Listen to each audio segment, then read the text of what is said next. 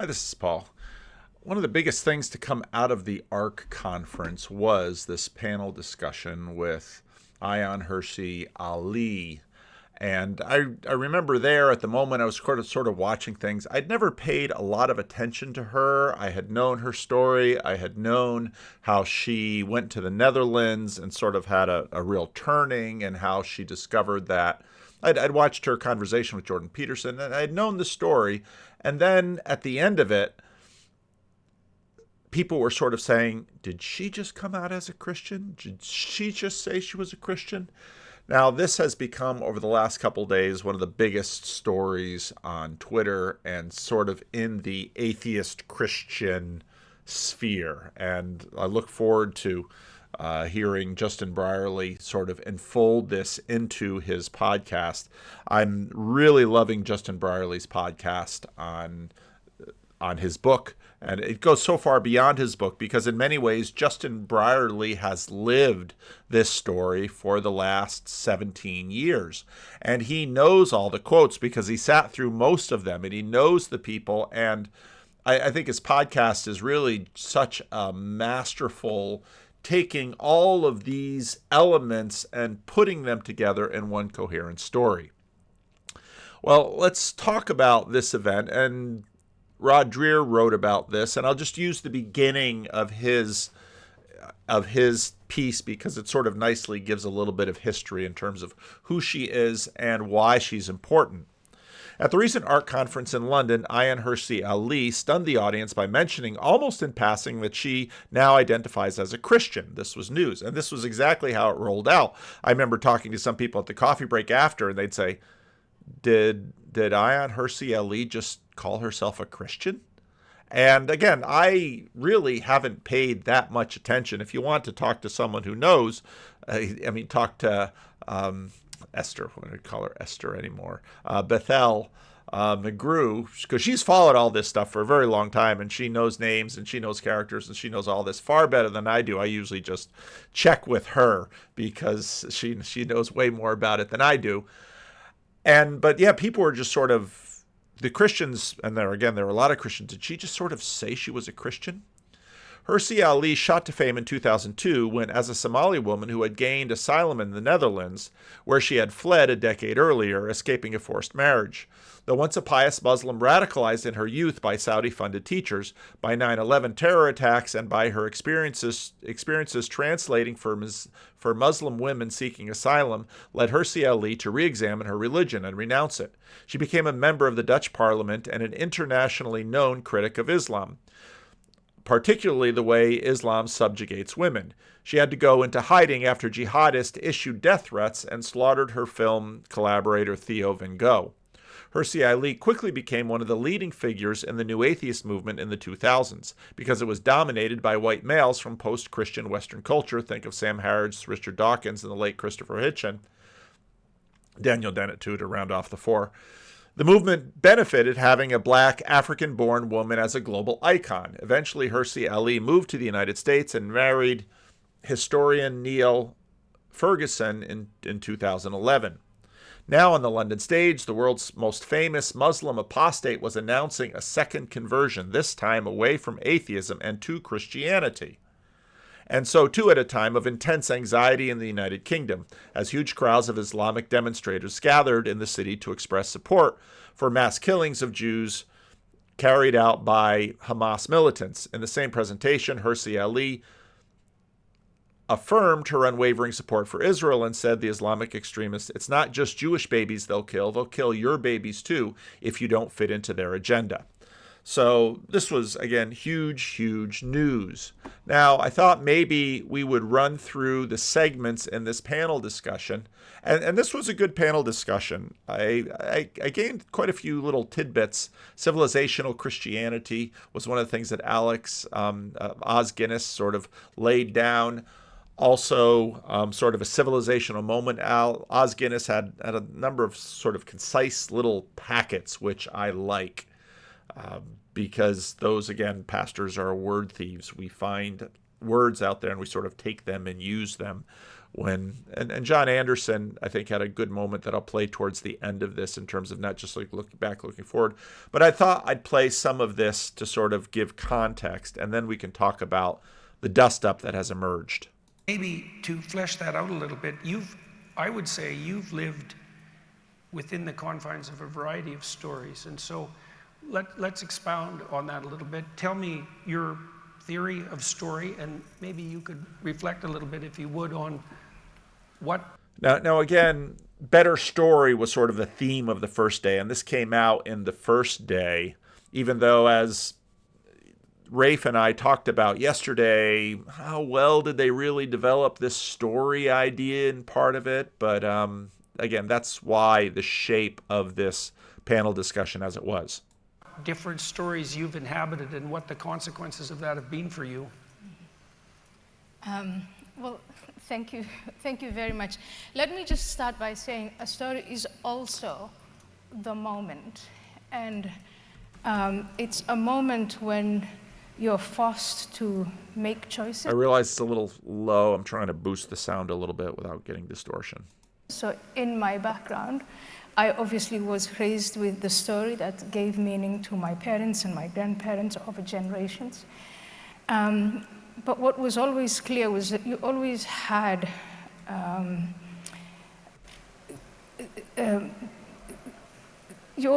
God on your side.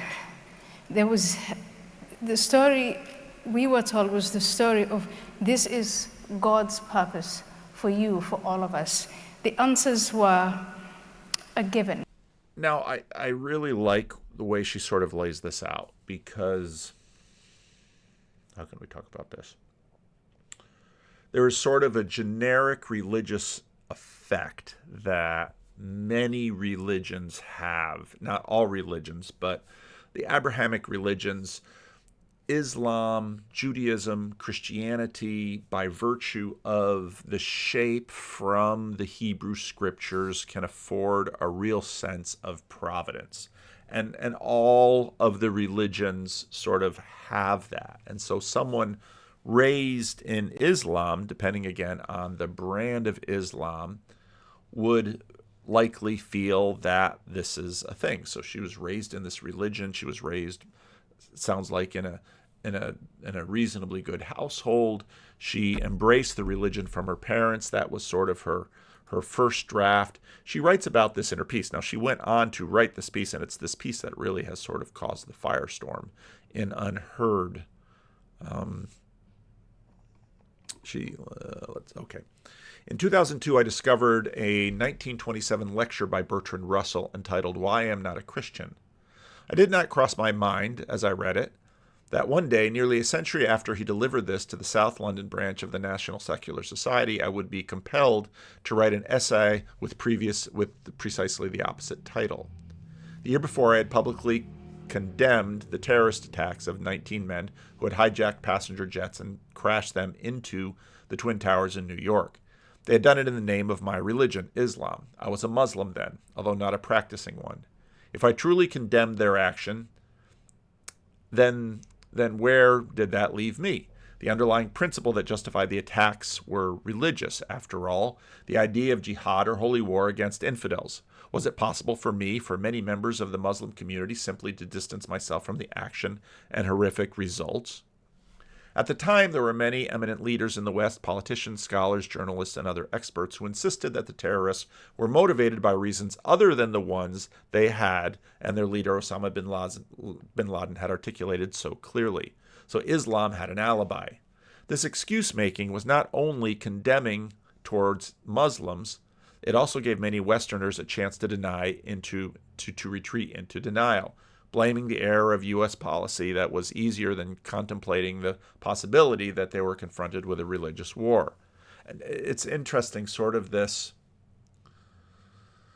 well, let's sort of soften our tone against people who've done a horrendous thing because they don't really understand. There's sort of an infantilization that goes with that as well. We have seen similar tendency in the past 5 years as millions of people sympathetic to the plight of Gazans seek to rationalize the October 7 terrorist attack as a justified response to the policies of the Israeli government. When I read Russell's lecture, I found my cognitive dissonance easing. It was a relief to adopt an attitude of skepticism towards religious doctrine, discard my faith in God, and declare that no such entity existed. Best of all, I could reject the existence of hell and the danger of everlasting punishment. Russell's assertion that religion is based primarily on fear resonated with me. I'd lived too long in terror of all the gruesome punishments that awaited me. While I had abandoned all the rational reasons for believing in God, that irrational fear of hellfire still lingered. Russell's conclusion thus came as something of a relief. When I die, I shall rot. Nice upgrade. To understand why I became an atheist 20 years ago, you first need to understand the kind of Muslim I had been. I was a teenager when the Muslim Brotherhood penetrated my community in Nairobi, Kenya in 1985. I don't think that I had ever undergone religious practice before coming to the Brotherhood. I had endured the ritual of ablutions, washing, prayer, fasting, as tedious and pointless. The preaching of the Muslim Brotherhood changed this. They articulated a direction, a straight path, a purpose, a work towards admission into Allah's paradise after death. The method, the Prophet's instruction manual of do's and don'ts, the halal and the haram, as a detailed supplement to the Quran. The hadith spelled out how to put into practice the difference between right and wrong, good and evil, God and the devil. Now, meaning, okay, there's a meaning crisis. Well, the Muslim Brotherhood is resolving her meaning crisis. The rituals seem pointless. It seems like rote religion. Now, here is something she can really sink her teeth into. The Brotherhood preachers left nothing to the imagination. They gave us a choice. Strive to live by the Prophet's manual and reap the glorious rewards in the hereafter. On this earth, meanwhile, the greatest achievement possible was to die as a martyr for the sake of Allah. The alternative, indulging in the pleasures of this world, was to earn Allah's wrath and be condemned to an eternal life in hellfire. Some of the worldly pleasures they were decrying included reading novels, listening to music, dancing, and going to the cinema, all of which I was ashamed to admit that I adored. The most striking quality of the Muslim Brotherhood was their ability to transform me and my fellow teenagers from passive believers into activists almost overnight. They didn't just say things or pray for things, they did things. As girls, we donned the burqa, swore off Western fashion and makeup. Boys cultivated their facial hair to the greatest extent possible. They wore the white dress like the tob worn in Arab countries and had their trousers shortened above their ankle bones.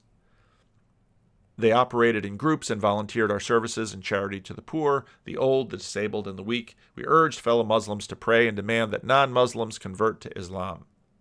During Islamic study sessions, we shared with the preachers in charge of the session our worries. For example, what should we do about the friends we loved and felt loyal to, but who refused to accept our dawah, invitation to the faith, our dawah?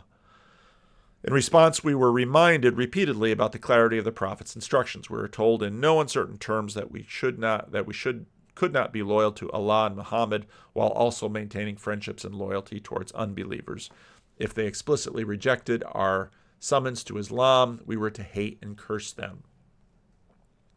Here, a special hatred was reserved for one subset of unbelievers, the Jews. We cursed the Jews multiple times a day and expressed horror, disgust, and anger at the litany of offenses that they had allegedly committed.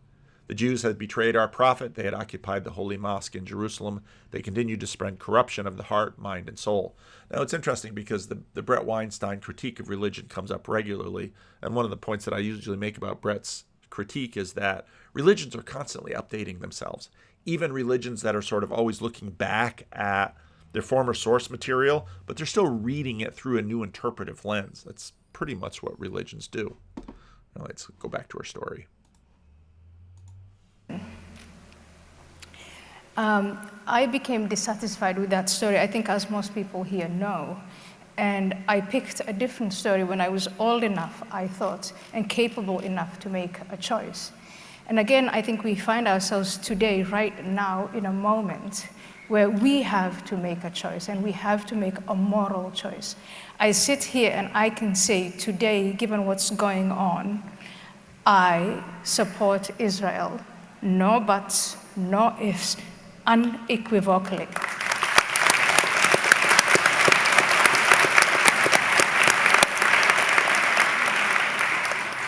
that is a moral choice.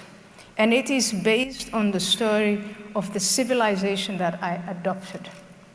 And the civilization that I adopted, Western civilization, is threatened with a story from the civilization that I left.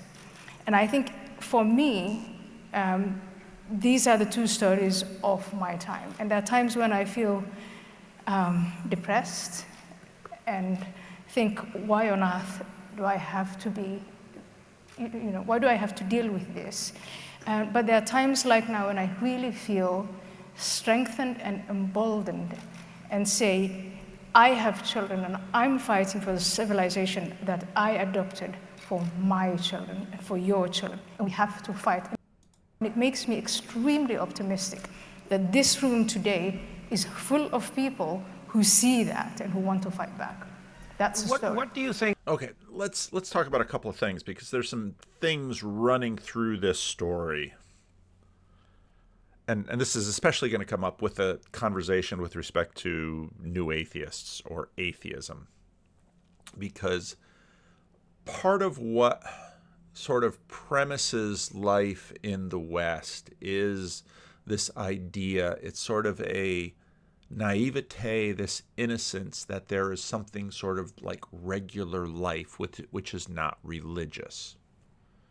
That, well, regular life is what? Is basically how people in the West live. It's consuming Netflix, it's eating the foods that you want, it's looking for the job that you want.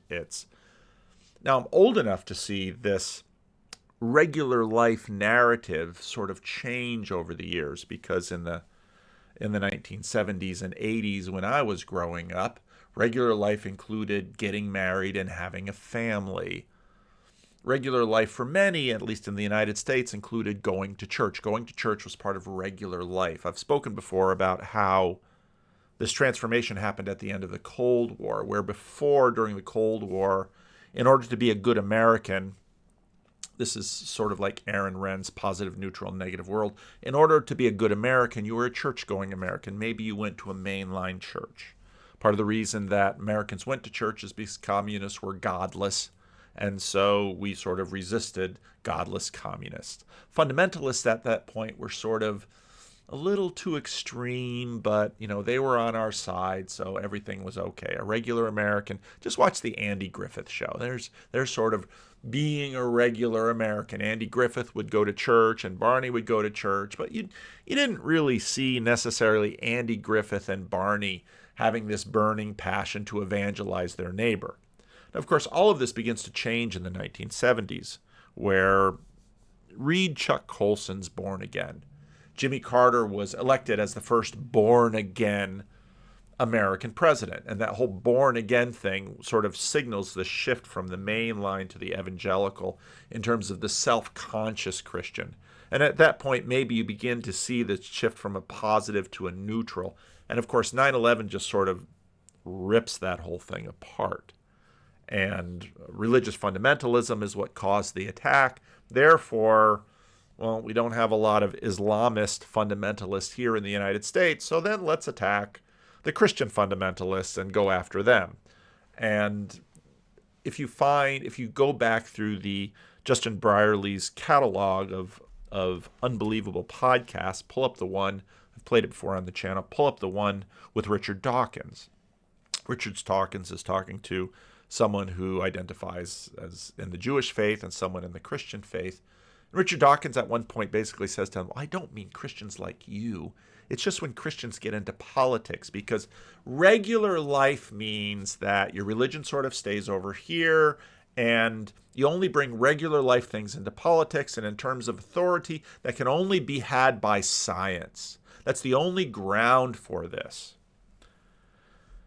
And it's quite clear from her story that she was sort of from an American perspective, you would look back, she was sort of a regular Muslim girl, which means, well, moderate. Well, maybe you could dress the way you wanted to, and you could wear the makeup you wanted to. And of course, I'm by no means an expert in this, but that kind of Islam, you have to understand Islam in the history of the 20th century and the fall of the Ottoman Empire after the First World War. And there's dismemberment of that. And of course, Turkey takes this transformation into a secular society.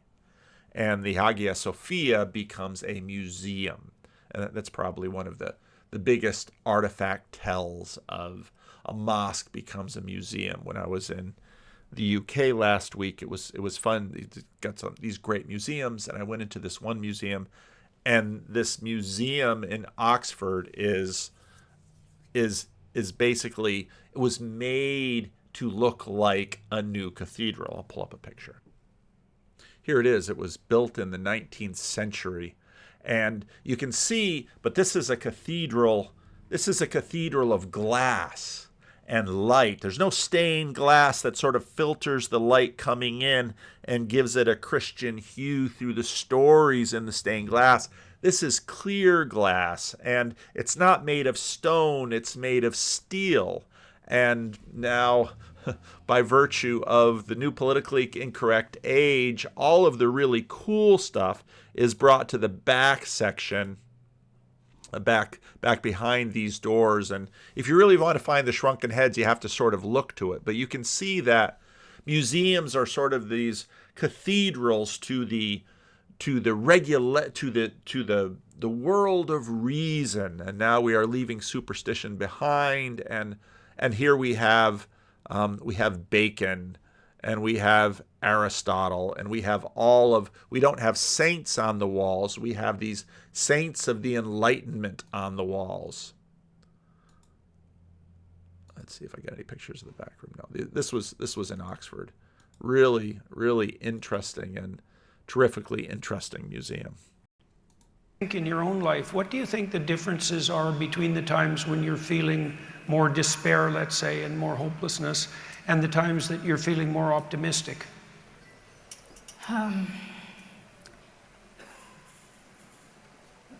The hopelessness for me comes when people make excuses for evil.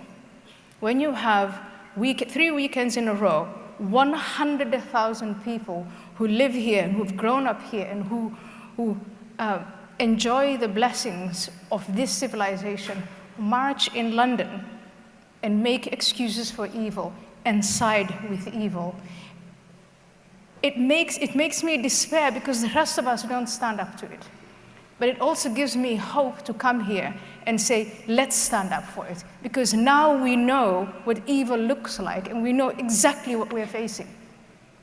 It's not only the Jewish babies that they're beheading. They will behead your babies, Jewish or not, if you don't fit into their story. Okay, I have one more question for you on that side of things. Now, you grew up in one story, within the confines of one story, let's say, and you said that there was a time in your life where you chose another. And I would say, what do you think, why did you make the decision that you did make to value the latter story, the Western story that you identified with? Why did you make that decision? And how do you justify it? It was very easy to make the decision because it's a Western story, and Western civilization is a story that cherishes life, that goes to great lengths to preserve life. The story I left was a story that cherishes death. My life as a woman meant nothing. I was a thing, to be traded, to be used, and then to be discarded. And once I found out the differences, I adopted this story that is all about the preservation of life, not only for people in the West, but all human life. That's the story of the West. That's the story that's not told. So, John, Ayaan has made the... Okay, so what some people like, so Michael Shermer he responded to this, and he said, I've known her for a number of years, and what a lot of sort of celebrity atheists want to assert here is that, and with a certain amount of reason, well, has her story really changed? Because an atheist will basically say, no, there's regular life, and religion is this thing over here on the side. And that's pretty much what he says. Nothing Ayaan has written in her essay changes my evaluation of her as a heroic figure. I simply think she is mistaken. We are all about a great many things. Maybe I am wrong here and she is right, but I think reason and history prove otherwise. Let me explain in the spirit of respect of what is online here. Starting from the subtitle of Ayaan's essay, Atheism Can't Equip Us for Civilizational War. She's right, but not in the way she thinks. Atheism per se can't equip anyone for anything because it's not a belief system or worldview. Okay. But then please describe for me the first, let's say she begins life as a little girl in an Islamic family, and part of what she was absorbing in that family, very subtly and implicitly, was something that sort of initiated the antibodies in Islamic fundamentalism. If you go back and look at the story of bin Laden, and part of what they complained about is, okay, American troops on Saudi soil. Now, regular life, you would say, well, what's wrong with that? Soil is soil. Oh, no. There's holy soil and there's common soil. In other words, this whole idea of there's regular life, that isn't as regular as you think. That itself is the product of a great line of history. And so when she makes her transition from sort of being raised a Muslim and thinking that the washings and the prayer and all of this stuff that she's doing is sort of pointless, she's already living deeply impacted by secularism, which grows out of Christianity, and I think is some of the sneakiest Jesus smuggling that has ever been perpetrated on the history of the world. She's already being deeply impacted by secularism. So then the Muslim Brotherhood comes along and says, oh, no. Let's show you the true path. And now suddenly, this meaning crisis, which is always sort of lurking beneath secularism, now she's sort of radicalized and part of the Muslim Brotherhood. But those values that were communicated into her by secularity were already there. And so when 9/11 happens, boom, those antibodies get triggered. And hey, wait a minute. People should be able to live regular life, to be able to, and you can find this in the book of Deuteronomy, to grow up and to grow old and to have children and to be able to plant your field and to this is sort of what regular life should be in many respects. And so then she's radicalized, and when she sees the fruit of this kind of Islam, well, then she turns and she has a worldview change again. Now, it's sort of a reversion back to the first one in some ways, but now it's radicalized. And so when Michael Shermer says it's not a belief system or a worldview, I don't think you're being honest. Because the whole point of New Atheism, and again, listen to Justin Brierley's podcast, the whole point of New Atheism was, in many ways, delivering people from one worldview to another. It wasn't just getting rid of some incidental aspect. Don't talk to me about the Christians in America who basically listened to Sam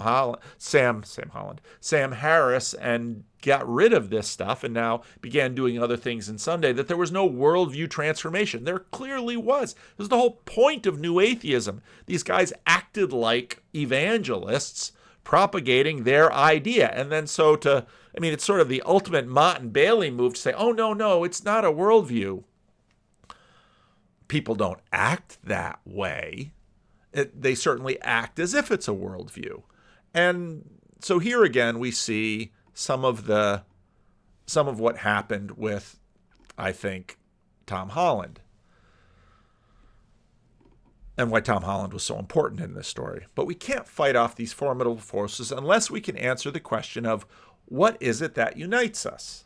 The response that God is dead seems insufficient. So too does the attempt to find solace in the rules-based liberal international order. Now again, this whole worldview that when she gets to the Netherlands and her eyes are open and she's like, people are allowed to live their lives, Well, where does that come from? Well, it came from, let's look at some of the markers. The United Nations Human Rights Declaration. Where did that come from? That came from WASPy North American Protestant mainline vision for life. Ideas of equality. These undergird the American Civil Rights Movement, which sort of is this great awakening which opens the eyes of people around the world. This is not sort of an empty thing. All of these beliefs are there. They're just so implicit and built into the worldview. It's like the old joke during the racial reconciliation era that white people don't think they have a culture. Atheists don't think they have a worldview. And this point has been made again and again and again and again. And so to say, well, atheists don't have a worldview, it's like, well, then tell me about all of the conversions that new atheism succeeded in bringing to former Christians and people who used to go to church. Yes, it has a worldview, and that's what's going on. And basically she's saying that, it is a worldview. The only credible answer, I believe, lies in our desire to uphold the legacy of Judeo-Christian tradition. That legacy consists of an elaborate set of ideas and institutions designed to safeguard human life, freedom, and dignity. And if you listen to, there's a whole bunch of videos that came out while I was traveling that I don't know if I'll ever get a chance to go back over, but one worthwhile is listening to Sam Harris and Eric Weinstein on trigonometry talk to Francis and Constantine, because what's amazing is that you say Sam Harris doesn't have a worldview. How would you describe his worldview? I mean, Sam Harris is basically getting almost bloodthirsty with respect to Hamas and certain kinds of jihadis. And Eric Weinstein is sort of the voice of reason in that, saying, oh, back off a little bit, buddy. How are you going to differentiate between the people who are actually on the plains and those who are just sort of swept up in weaker distillations of that worldview? As Tom Holland has shown in his marvelous book, Dominion, all sorts of apparently secular freedoms of the market, of the conscience, of the press find their roots in Christianity. So I've come to realize that Russell and my atheist friends failed to see the wood for the trees. The wood is the civilization built into Judeo-Christian traditions. It is the story of the West, warts and all. Russell's critique of those contradictions in Christian doctrine is serious, but also too narrow in scope. For instance, he gave his lecture in a room full of former or at least doubting Christians in a Christian country. Think about how unique that was nearly a century ago and how rare it is still in the non-Western civilization. Could a Muslim philosopher stand before any audience in a Muslim country then or now and deliver a lecture with the title, Why I'm Not a Muslim? In fact, a book with that title exists, written by an ex-Muslim, and the author published it in America under a pseudonym. It would have been too dangerous otherwise. In other words, there is no such thing as regular life. Code is built into all we do, and the code that we are working out, even in secular Western countries, is Christian code. That's basically where she came to, and eventually said, I might as well get closer to the source code. And well, let's continue to hear what she has to say. So we're going to pick it up here with John Anderson sort of finishing his thing. And again, if you go back to my ARC Day 1 video and something that I talked about with Rafe, there's this real tension in ARC about, okay, liberalism, but is it just going back to liberalism or must, in fact, this also continue to evolve? We're going to respect the voting citizens again and their clear will and intent, because we're the arc of responsible citizens. We want to reinvigorate a citizenship where people feel alienated and patronised, because they are being alienated and patronised by the expertocracy.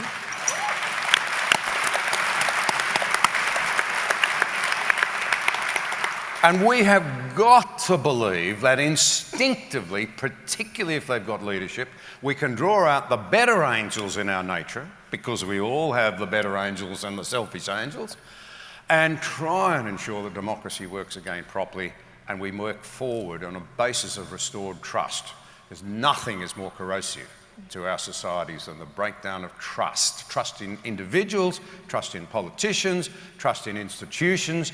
But I want to say to you, in my view, worst of all, the breakdown of trust in our driving beliefs and ideals and values. And if we can restore those. No, again, this is part of the reason why she's on stage there, because this is something she's been calling to for a long time. I listened, again, I've not followed her career hardly at all. I listened to her on Jordan Peterson, and the message was clear in the first 10 minutes when she was out, and it was basically that, why has the West lost confidence in itself? Unless it finds that confidence again, it's going to lose it because others are going to come and take it from you. Okay, well, we can talk about strategy with respect to that, but that's still the message she's giving. I mean, the real transformation has been that she's sort of been working her way down the historical legacy train and realized that secularity was basically this masterclass in Jesus smuggling, and maybe she should get to know the source of this civilization that she so esteems and is very afraid of losing because she's lived out the consequence of it being lost. Look, there'll be those who will want to paint us as reactionary. I don't want to be seen as reactionary. I don't want to say we go back to creating yesterday's societies. There were things wrong with it. But I do want to say that the old verities, the old truths, a proper understanding of the worth and dignity of all, held in suspension with an understanding of our failings, realism as opposed to utopianism, must be the basis of freedom moving on, whatever it turns out to look like in the modern age. Ayaan, maybe I'll close with you, if you don't mind. And so you, early in your life, relatively early in your life, you moved away from a totalizing religious view of the world. And I don't exactly know into what you then moved, whether that was a secular humanism, but what I'm hearing from you now, and I believe this is also the case with your husband, is that you have come to a new understanding of the existence of the transcendent per se, and also of your relationship with it. Now, first of all, do I have that right? And second of all, like, is that the movement that you have made, and if so, why? So I rebelled against a transcendent, a concept of God, of a God that now manifests itself in, the Iranian regime, Hamas, ISIS. That was the God I grew up with. That was the story that I grew up with. I rebelled against that. And then when I was bold enough to say, and this was in the Netherlands, I don't want any of that. I didn't convert to Christianity. I didn't convert to another religion or another God. I carried with me this idea, the three-letter word of God stands just for evil. And my best friends became Sam Harris and Christopher Hitchens and Richard Dawkins. These are people I still love and adore. And I think over time, I'm now 53, and so when I was in this state of rebellion, it started for me when I was 32 years old. Over time, I've come to realize, and I wish Christopher was alive today to comment on what we're going through, was we were actually having a conversation about, in my view, the wrong conversation. Does God exist? It was the world built in 6 days. Do we believe in fairy tales? And that was the wrong conversation to have. The point she's making right there is important because, again, if you go back to a lot of the civilizational fight happens on the religious layer. And the dominant worldview battle since the end of the 19th century in many places has been the fundamentalist modernist fight within the Christian frame. And if you look at that, the history of which I know mostly in the American context, American fundamentalists were not blowing up buildings. American fundamentalists were waging their culture war as Christians to try to get the culture back. And this reverberates in how many different ways: the Scopes trial, young earth creationism, all of this stuff that happened. And in many respects, Islam takes down the towers and everybody decides to go to war against Jerry Falwell. And it's like, you're really hard-pressed to put Jerry Falwell sort of in line with the people who took down the towers. But that's sort of the way that they aligned it. And again, back to the Unbelievable podcast with Richard Dawkins, where they're trying to talk about this stuff. And Richard Dawkins at some point just basically says, "You're not the Christians I'm worried about."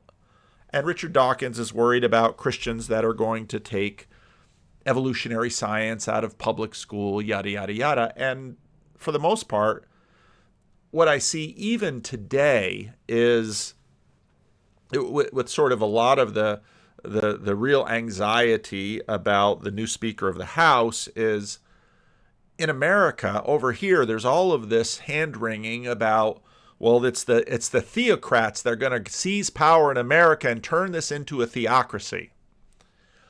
It's not going to happen. It is not going to happen. And for all of the anxiety about Christians somehow ruling the country via their fairy tales, let's not forget that probably one of the last, for 2 points. Number one, is Donald Trump the theocrat you're anxious about? Called Donald Trump a lot of things. Christian fundamentalist, not one of them. That he gained support from Christian fundamentalists, you can have that conversation, but Donald Trump himself is hardly a Christian fundamentalist. Number two, the last time we saw significant presidential decision that at least was made publicly with respect to supernatural causes was Nancy Reagan jiggering Ronnie's schedule because of her astrologist. And this has been part of the downfall of new atheism, that, and you hear people sort of trot out this Chesterton quote again and again and again. But if you look at Clay Rutledge, Chesterton quote about the believe in anything, but if you look at Clay Rutledge, all of the, and you listen to Peter Boghossian, this substitutionary hypothesis that, yeah, they're just going to find other things that believe in that certain amount of sort of people who imagine themselves to be strict rationalists. Again, you'd say that's not a worldview. That is, in fact, the worldview you're promoting. And I mean, I think John Vervaeke is dead on right. The worldview doesn't work. Jordan Peterson is right. That worldview is going away because people just don't seem to operate that way at all. Look at Peter Boghossian's conversation with Silverman. People don't operate that way at all. And they might think, oh, some of us really intellectual people can operate in that way. And I just look at them and say BS, because you're simply out of touch with the layers of civilizational drafts that have become the regular world you imagine you live in without religion. It just isn't true. The right conversation to have, as I said earlier, was to compare what we as human beings, the transcendent that we have imagined and developed over centuries. And so now I can say I am proudly of Judeo-Christian religion without having to waste your time about, do I really think that the world was built in 6 days? Do I really believe every word in the Bible? No, but I do believe that that's Judeo-Christian tradition, and what it has brought forth is, those are the values that I aspire to, the values by which I live. I was called a Christian by Roger Scruton in 2008, and I said, Roger, no, I'm not a Christian. And he said, but you act like a Christian, and you behave like a Christian, therefore you are a Christian. And I think that's exactly... Okay, we're gonna have to talk about this, because what she's basically doing, what Roger Scruton said to her, is basically what Jordan Peterson was saying to Sam Harris in 2018. You are a Christian. Why? You're standing on the accumulation of all of this Christianity saying, I don't know what I'm standing on. But that's what you are. Exactly what I would like to say to Richard Dawkins. It's, you act like, I've been to, choral music with him, which he enjoys very much. And he's one of the most Christian people I know. And so I think we've been having this, time. And Jordan's like, I've been saying this to them and they don't like it. But it's what it is. Wasting debates. And, you grow up, I matured, here I am. But the quotes that you just had about, Western civilization is a cut flower and cut flowers die. That is true. Cut flowers do die. But what we have in terms of Western civilization is a lot of seed packets. And I want to send you off with these seed packets, which you find in libraries, which you find in, wise people like you, like Roger Scruton, like all these other people that I mentioned. In statues, we have the remnants, the symbols of Western heritage and their seeds. And all we have to do, those of us who inherited it and enjoy it, is to go and seed them, grow them, nurture them, water them, and when they're attacked, fight for them. Thank you. Yeah. And so, in many ways, some of the new atheists say, she hasn't changed that much. And they have a point. She hasn't changed that much, but she's been working her way down the tree. And, of course, if you listen to Justin Brierley's podcast, and if you look at the 5 years of conversations that I've been having, if you look at downstream from the Jordan Peterson thing, people are working their way down the tree, and they're beginning to look down at what they're standing on, and they're like, oh, my goodness, I'm standing on Christianity. What am I going to do about that? Now, a friend sent me this podcast. I had never heard of the podcast, the Danny Miranda podcast. Don't know how big or small it is. Seems to have some big names on, so maybe he's got some. So I don't do iTunes. I don't look at podcast ratings. I don't know how big or small any of these things are. And I never heard of David Perel, but I guess he's a name that some people will recognize. And he talked about his conversion to Christianity. And again, people are converting to some pretty potent forms of Christianity all over the place. And so what we're seeing here in terms of this definition of Christianity is some of what David Perel talked about in this podcast. And with that, you can think what you want. But if you're not going to be a believing Christian, have some good answers for why. Maybe read a few of the books, know what it actually says. And most people I speak with haven't read the Bible. I'm not talking about the whole thing, but read one of the Gospels, a few of Paul's letters, some of the Old Testament. Just get a general handle on what it actually says. And in other words, there's a tremendous amount of ignorance currently in the culture about Christianity. Bible knowledge, which used to be something that was sort of taught in the UK, something that was known in the United States, not necessarily by the government, but by the church. All of this stuff has sort of dropped. Christianity is bad PR in the culture for good reason. And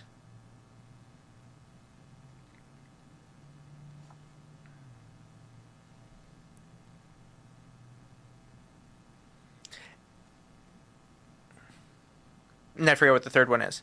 But knowing what the Bible says, Christianity is bad PR in the culture. There's, a few things. Let's clean this part up. We can three. Yeah, I mean, just yeah, I don't know. I just got caught. It's all good. And people have church hurt. They have bad experiences around faith, and I get it. But I don't worship the church. I don't worship people who are Christians. I don't worship the Bible. I worship Jesus, and I try to follow Jesus. And that's what I care about. And one thing that really helped me was realizing that there are way more Christians in the world than I realized, and way fewer Christians. There are way more in that in some sense, And this is the point that I was getting at. There are way more Christians in the world and there are way fewer. Well, what do you mean by that?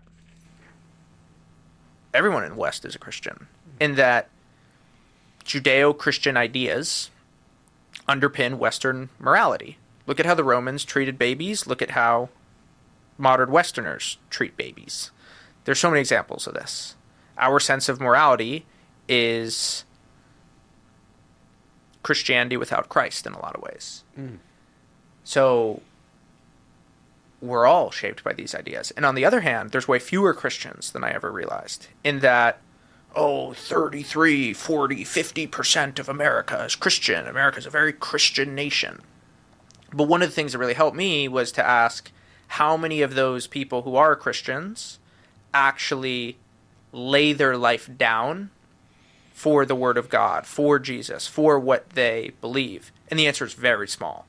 And so as I thought about, am I interested in doing this? Is this something that's attractive to me? I only looked at those people's lives. And I said, are the fruits of the Spirit showing up in their life in a way that surpasses my life? And the answer was an unequivocal yes. So when I thought about more people, that got me interested. When I thought about fewer people, that pulled me in. And then back to the question about choice. It wasn't a choice at all. It was supernatural, whatever happened. It's really cool, and it's been remarkable to be taken in by you in the journey, and I appreciate your invitations to go to church, and I will continue going because I'm interested as well. And this is the way it works. Now it's really helpful to understand that the Muslim Brotherhood offered young Ayaan, I don't know if I'm saying her name right. I went to the Netherlands. I couldn't say any of the words right. I went to Germany. I couldn't say any of the words right. And I went to England and Scotland and couldn't say any of the words right there either. I just say the words like an American. But so she gets radicalized by the Muslim Brotherhood, and this is a mission and this is a mission, but then discovers that the heart of this mission is bloodthirsty. And David Perel looks at these Christians that are willing to give their life, but at the center of that religion is a man being killed by his enemies and his rivals, praying on the cross, "Father, forgive them, for they don't know what they're doing." So a friend of mine on Twitter said, "Yeah, but the subtitle, atheism can't equip us for civilizational war. What does that mean?" Well, how do Christians fight? How do Christians fight a culture war? And my advice for that is read the Gospels. How did Jesus fight his culture war? Because his culture war was at least as hot as ours, because, you could get stoned by your own people. You could get crucified by the Romans. You could, on and on and on. How did Jesus fight a culture war? And when you look at how Jesus fought the culture war, people would say, well, that will never work. Yeah, but here we are, 2,000 years later, and he's still turning people's lives upside down. And so part of what happens, which was so amazing after this, is that suddenly everyone is she a Christian? And you have all of these atheists, new atheists, sort of saying, well, she's not really a Christian. It's like, you're the judge of that now? Well, she's not. She doesn't really believe in God. Well, I don't know what she does and doesn't believe. And I've long had a sort of a bone to pick about the framing of this too. Because, and I think, again, Jordan Peterson was right all along in that, what the chattering, to pull in some Jonathan Haidt too, what the chattering rider on the elephant is saying, well, that's what we listen to and that's what we can hear. And everybody's freaking out about what she said. But what really matters is something far deeper. It's the axiomatic. And so on one hand, you've got a lot of people saying, I don't believe in God, who are acting out, at least for a generation or three, what a lot of people acted out who in fact did believe in God and had that sort of broad confidence that is common beneath these Abrahamic religions. But the details matter, and as the further you go up, it's sort of like the further you go down. And at some point, you're going to have to wrestle with the kinds of choices that religious people have to wrestle with. So I saw some of what Colin Wright was saying. Now, Colin Wright grew up just up in the foothills from here. He's come to a meetup meeting here. Colin and I have spoken in the past. He was on for a podcast, so I consider him an acquaintance, and I wouldn't have any problem considering him a friend if we had probably had more time together. But he's sort of in this atheist camp, and he's sort of in that worldview. And yes, it is a worldview. People are taking issue with me, saying I'm disappointed that Ayaan became a Christian. I think this stems from the simple fact that Christians view Christianity as inherently good and therefore can't imagine why anyone would be disappointed with that. That's pretty much what everyone thinks about their worldview, because if they didn't think their worldview was good, they'd probably change it. Well, not everyone believes what you believe. Well, that's right. My disappointment stems from the simple fact that I believe atheism, the lack of belief in God or gods, is the more rational position to hold. Now, he clearly thinks that it's a worldview because the nature of transcendence, let's get into this theory language instead of religious language, the nature of transcendence matters in terms of your worldview. Therefore, it shouldn't come as a surprise when someone moves from a position I perceive as more rational non-belief into a position I perceive as less rational belief in God, and would result in some level of disappointment. There's that whole tribal dynamic. When she states she's a Christian, and this you got to be really careful with, all the Christians say, hurrah, we win one. And you can find plenty of YouTubers out there, taking a victory lap. But let me warn you that very quickly, once you're on the Christian side of the line, you very well may quickly be subjected to, you're the wrong kind of Christian, you have the wrong kinds of beliefs, or yada, yada, yada, because the intramural fighting within on this side of the line is sometimes even more fierce than fighting about the line between Christian and non-Christian. Because that sort of funny nature of the line that David Perel noted is alive and well in Christian communities. And so Christians, let's have a little bit of grace for one another. Let's actually believe what we say we believe, that God is finally the judge, not us. And why don't we leave it to God and the Holy Spirit and her local pastor to, help her steward these next journeys of her life. Just saying. I'm sure you, as a Christian, could feel some, if not great deal, of disappointment if a high-profile Christian you admired suddenly announced that they'd lost their faith and turned atheist. That never happens. We've been watching this. We've been watching this for a while, and it's usually artists and Christian contemporary music. What's the guy's John Steingard? There's plenty of them out there. Okay, so yeah, the whole tribal game. And I guess part of what's behind my channel all along is I've never thought the tribal game is exactly as it appears. And that isn't to say that these professions of faith, one way or another, with respect to the Christian line, are insignificant or unimportant. I would not say that. It's just that they are never quite as simple or easy as they appear. Because if you listen to her, it's basically a natural evolution, probably a more studied evolution than a lot of people running around with this idea that atheism isn't a worldview, really, and white people don't have a culture.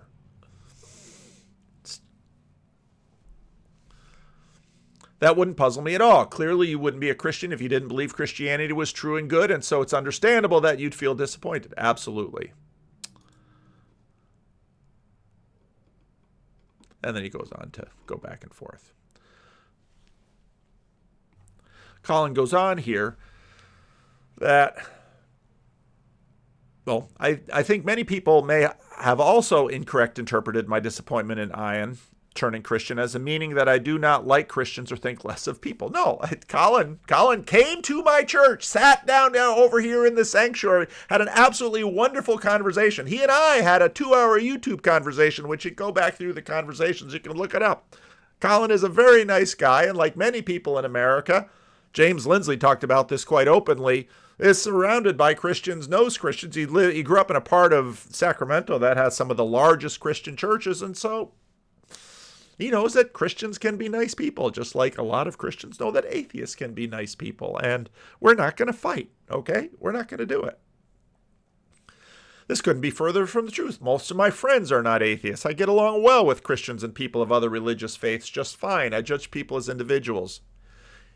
If I'm being totally honest, given my fervent anti-woke stance, I tend to get along with and enjoy the company of Christians and people of other religious faiths way better than most atheists. Given the prevalence of wokeness among atheists right now, if I was given the choice to hang out with one or two friends and all I knew about them was that one was an atheist and the other was a Christian, I'd choose to hang out with the Christian. And I think this is a big part of what is happening now. Because atheism plus turned into the kind of sort of irrational violation of the regular life, this sort of low-resolution assumption about how the world is, which is itself, of course, a worldview, that they've sort of become their own kind of fundamentalists, and increasingly people are like, I don't want to be with you.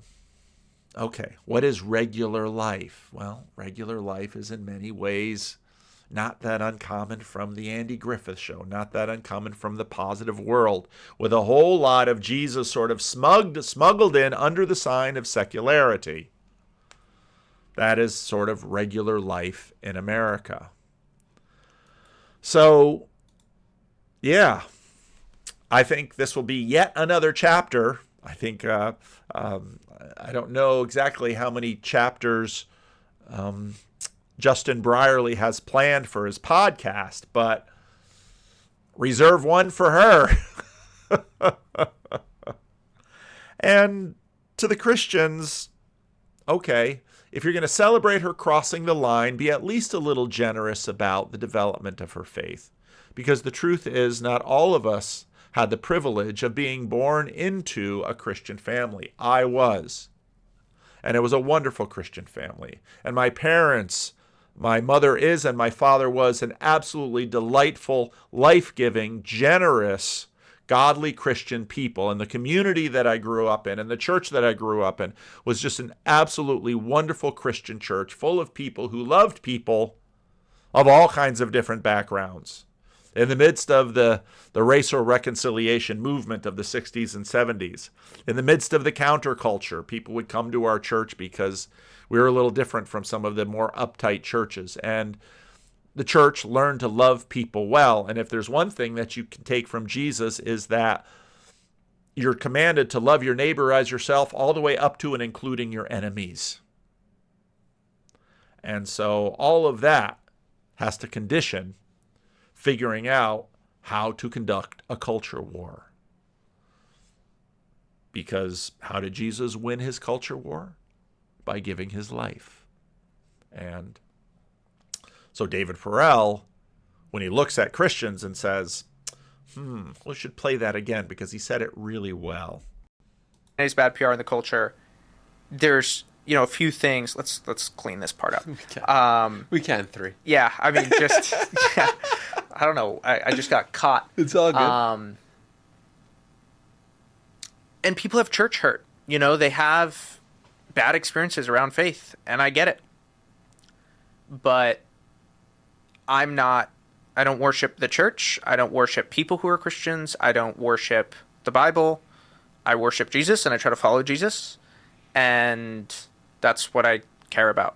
And one thing that really helped me was realizing that there are way more Christians in the world than I realized and way fewer Christians. There are way more in that, in some sense, everyone in the West is a Christian.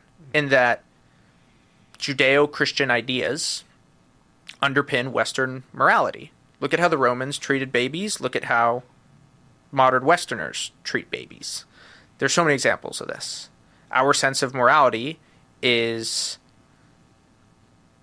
Christianity without Christ in a lot of ways. So we're all shaped by these ideas. And on the other hand, there's way fewer Christians than I ever realized, in that, 33, 40, 50% of America is Christian. America's a very Christian nation. But one of the things that really helped me was to ask how many of those people who are Christians actually lay their life down for the Word of God, for Jesus, for what they believe. And the answer is very small. And so as I thought about, am I interested in doing this? Is this something that's attractive to me? I only looked at those people's lives. And I said, are the fruits of the Spirit showing up in their life in a way? And you might wonder what those fruits of the Spirit are. You can read about them in the book of Galatians: love, joy, peace, patience, kindness, goodness, faithfulness, gentleness, and self-control. That surpasses my life? And the answer was an unequivocal yes. So when I thought about more people, that got me interested. When I thought about fewer people, that pulled me in. When I thought about more people, that got me interested. Even more people looking down at the layers of civilization and Christianity beneath us. But when I thought about fewer people, then sort of the heroic hunger in me welled up and thought, I want to be one of those Christians who, when the saints go marching in, I want to be one of their number. You can listen to a Sarah Grove song like that. So there it is. There's my video about this whole, this might be, who knows? That's why when you have a conference like this, you have no idea what this conference is going to do, how this conference is going to play into history. Something happens in your life, you don't think a thing of it. And a little ways down the road, something else happened. It's like, oh. So here it is. Leave a comment. Let me know what you think.